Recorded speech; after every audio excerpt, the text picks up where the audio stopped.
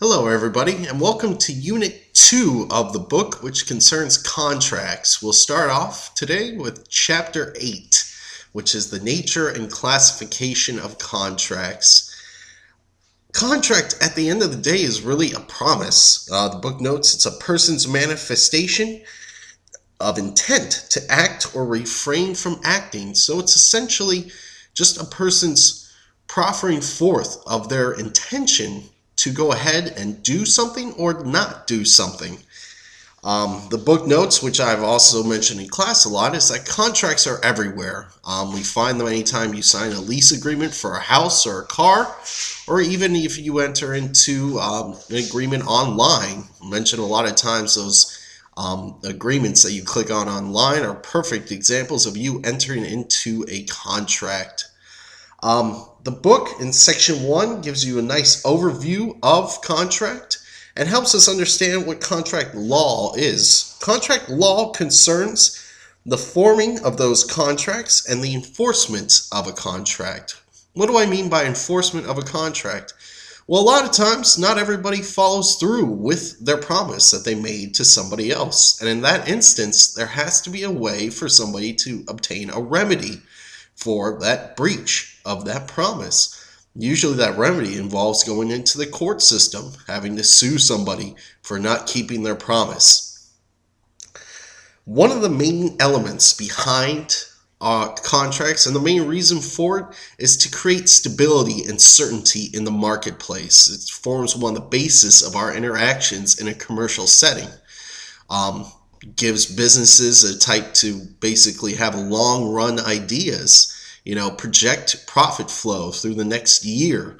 Without contracts, or without the belief that contracts would be upheld, business dealings would be dealt only on a day-to-day interaction. It would be impossible for businesses to plan over the next year.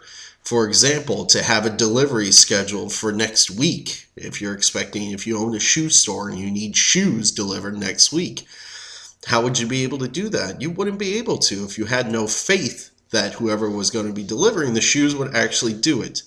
So contracts provide us with certainty, stability, and allow businesses to project their ideas of what they want to do into the future, having certain estimations as to what their profit can be and what sort of sales they can project in the future as well.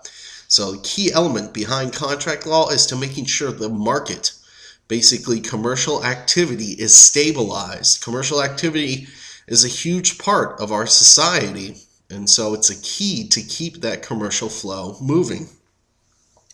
Now, a contract in the book has an excellent definition on page 191. A promise or set of promises for the breach of which the law gives a remedy, or the performance of which the law in some way recognizes as a duty. You can see that a contract involves two main elements. It's not only just an agreement, promises in between people, but the ability to enforce that somehow this agreement between two people is enforceable, that somebody actually has to do what they say they're going to do. And if they don't, that some remedy is available to an individual. The book notes the objective theory of contracts as well.